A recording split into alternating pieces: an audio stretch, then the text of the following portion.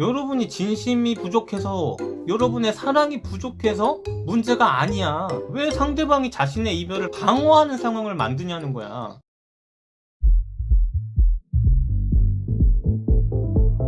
우리는 흔히 이별 후에 상대방과 다시 만나고 싶을 때 이런 행동을 대부분 많이 하십니다.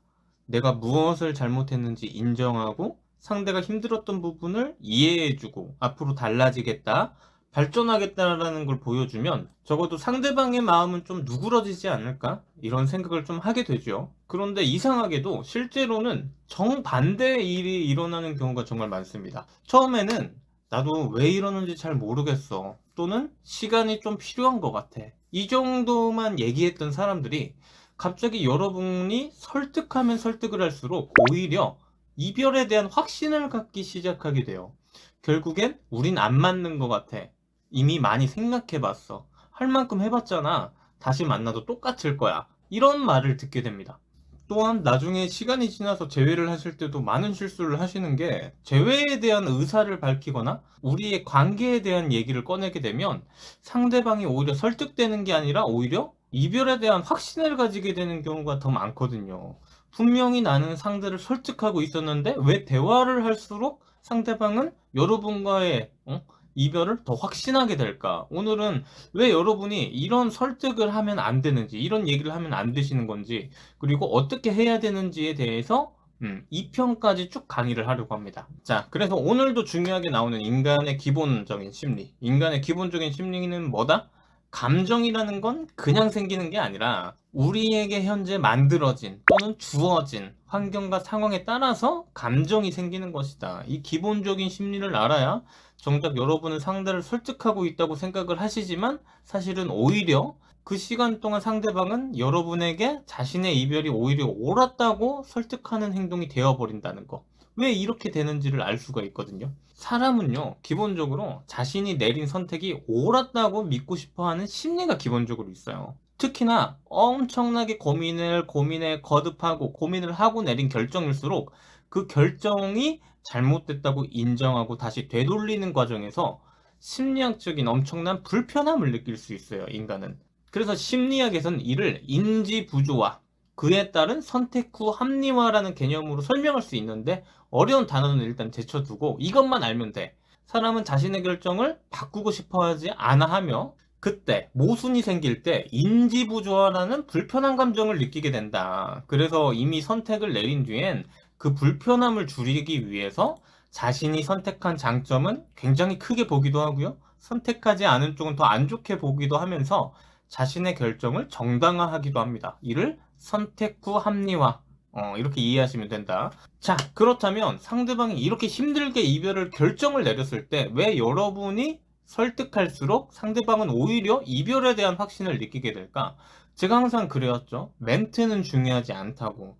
멘트가 중요한 게 아니야. 사람과 사람 간의 문제는 항상 큰 구도를 봐야 되고 상황을 봐야 되기 때문이에요. 아까 말했듯 사람은 기본적으로 상황에 따라서 감정이 변하기 때문에 그래요. 여러분이 이별을 결정한 상대를 설득하는 상황을 구축하게 되면 이 상대방은 어떤 상태에 놓이게 되느냐? 굉장히 불편함을 느끼게 돼요. 바로 여러분의 설득에 방어를 해야 되는 상황에 강제적으로 처하게 되는 겁니다. 무슨 말인지 이해되세요? 여러분의 설득의 멘트는 별로 중요하지 않아. 뭘로 설득하든 중요하지 않다고. 현재 여러분이 이 결정을 되돌리려고 하는 상황이 문제가 되고 있다는 거예요. 여러분이 강제적으로 상대를 방어하게 만드는 상황을 구축하고 계시는 게 문제가 되는 거다, 궁극적으로. 그러니까 더 정확히 얘기하면, 이별하는 상황에서 여러분이 다시 생각해보자 라고 얘기하신다면 상대방은 여러분의 의견을 듣는 동시에 어떤 상황이 일어나냐면 자신의 결정에 대한 설명을 해야 되는 상황에 강제적으로 놓이게 되는 거잖아요. 그쵸? 내가 왜 헤어지려고 하는지, 우리 관계에서 무엇이 힘들고 불만이었는지, 내가 왜 헤어지려고 하는지, 우리 관계에서 무엇이 힘들고 내가 불만이었는지, 그리고 왜 사랑이 식었는지. 사람이라는 건 자신의 이러한 입장을 계속 반복해서 설명하다 보면요, 자연스럽게 이러한 입장을 근거할 만한 것들을 여러분과의 여태의 관계에서 계속 찾아내는 행동을 하게 됩니다. 처음에는 단순히 지쳤다로 시작되었지만 여러분이 설득하는 행동을 하실수록 이별에 대한 이유에 대한 이런 대화를 반복하게 되면서 생각하니까 처음에는 단순히 그냥 힘들어서 그래, 내가 지친 거야, 이렇게 시작된 거지만 여러분이 설득을 할수록 이런 대화를 반복하게 돼.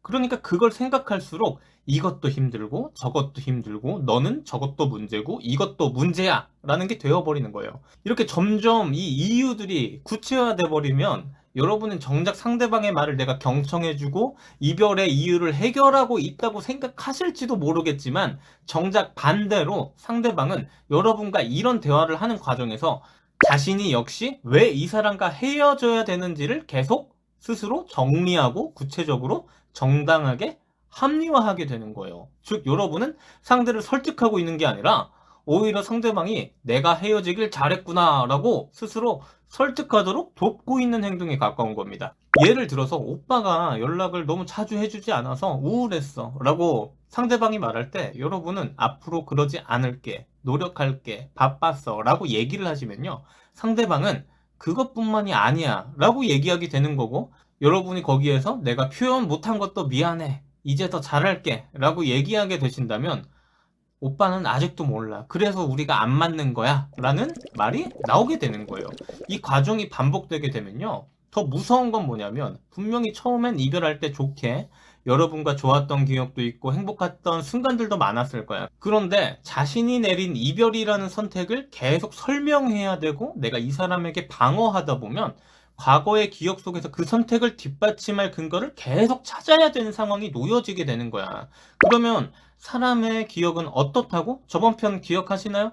인간의 기억은 저장하는 게 아니라 새로 그리는 것에 가깝다, 재구성하는 것에 가깝다라고 얘기했잖아. 저장하는 게 아니라. 그런 상황이 반복되면 여러분을 기억하는 상대방의 기억들은요, 행복했던 추억보다 힘들고 부정적이었던 기억들에 더 집중하게 되고요, 현재 상황으로 인해 생긴 감정에 맞춰 관계를 해석하게 되면서 과거의 관계까지 이전보다 부정적으로 해석하게 되는 거죠. 그럼 결국에 항상 제외하시는 분들이 많이 겪어오듯 상대방은 굉장히 부정적이고 단호하다, 여러분에게 고압적이고 방어적이게 행동을 하게 될 확률이 높은 거죠. 또한 여기서 문제는 그 사람의 심리만이 문제가 되는 게 아니야. 황당하게도 이별하신 분들은 이 상대방과의 대화를 듣고 나서 자신들의 개선점을요, 저 상대방과 대화했던 대화들을 유추해서 개선해야 된다고 생각해요. 그걸 고쳐야 된다고 생각해.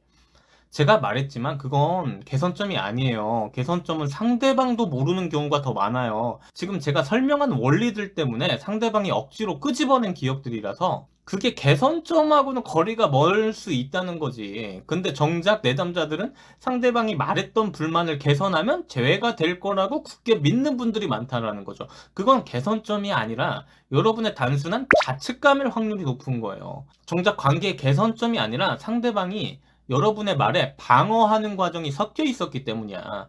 왜 여러분의 개선점을, 이별을 방어하는 상대방에게 찾으세요? 이상하지 않아요? 제가 오랜 시간이 지나서 재접근하고 재회하시는 분들도 웬만하면 옛날 얘기 절대 하지 말라고 제가 얘기해왔죠. 그 이유도 사실 여기에 있어요. 옛날 얘기를 무조건 하지 말라는 건 아니거든요. 그런데 보통 옛날 얘기를 하시면 어떤 행동들을 많이 하냐면 추억팔이를 많이 한다거나 결국 과거 얘기를 하다 보니까 과거의 잘못들에 대한 토론을 하기 시작해요. 그러면 어떻게 되겠어요? 공방전이 되는 상황이 일어나는 거야. 이제 변했다는 걸 보여주고 싶으신 건 알겠는데 상대방을 방어하게 만드는 상황을 구축하게 만드는 거고요. 여러분은 여전히 문제가 해결되지 않은 사람이라고 스스로 증명하는 행동이 되기도 해요. 제외하려는 분들, 이번 강의 정말 중요한 문제예요. 제가 영상을 그렇게 많이 올렸는데 많이 봐오신 분들도 이런 실수를 되게 많이 해요. 대부분 여러분의 설득은 설득이 아니라 상대방의 이별의 결정을 옳았다고 도와주는 행위에 가까운 경우가 더 많았어요. 여러분이 상대의 이별 이유가 사실과 다르다고 아무리 논리적으로 증명하셔도 그래서 소용이 없는 거야. 오히려 상대방의 입장은 그래서 어떻게 되냐면 자신의 이별에 대한 이유에 대해서 공격받는다고 느낄 가능성이 있고 상대방은 방어하는 입장에 강제적으로 놓이게 되는 거야. 그렇다면 그 대화는 서로 관계를 이해하려는 대화가 되는 게 아니라 누구의 판단이 옳은지를 서로 증명하는 싸움으로 되어버립니다. 그래서 제가 항상 말하길, 멘트를 먼저 생각하고 볼 게 아니라 전체적인 판, 이 상황적인 구도를 파악해야 된다고 수도 없이 작업할 땐 그게 제일 중요하다고 이야기하는 거야. 이상한 업체에서 주는 이상한 장문 카톡들, 뭐 편지들, 자꾸 내가 논리적으로 이해할게, 네 마음을 이해할게, 내가 설명할게. 이런 내용들이 결국 상대방에겐 여러분은 계속해서 방어하게 만드는 행동일 뿐이야. 오늘 제가 여러분에게 상대를 설득하지 말라고 얘기하는 이유는 자존심을 지키라고 얘기를 하는 게 아니에요. 그렇다고 연락을 하지 말라는 것도 아니고, 다만 여러분 스스로가 계속해서 손해볼 짓을 할 이유가 없잖아. 왜 상대방이 자신의 이별을 계속 설명해야 되고 방어하는 상황을 만드냐는 거야.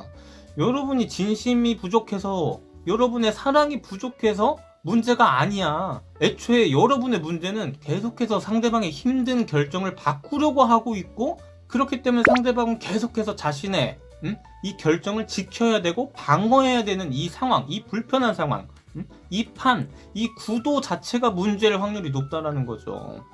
이해되셨습니까?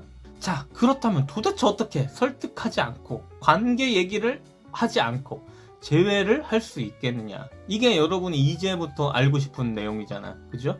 근데 이미 충분히 영상이 길어. 자, 그래서 그건요, 2편에서 뵙도록 하겠습니다.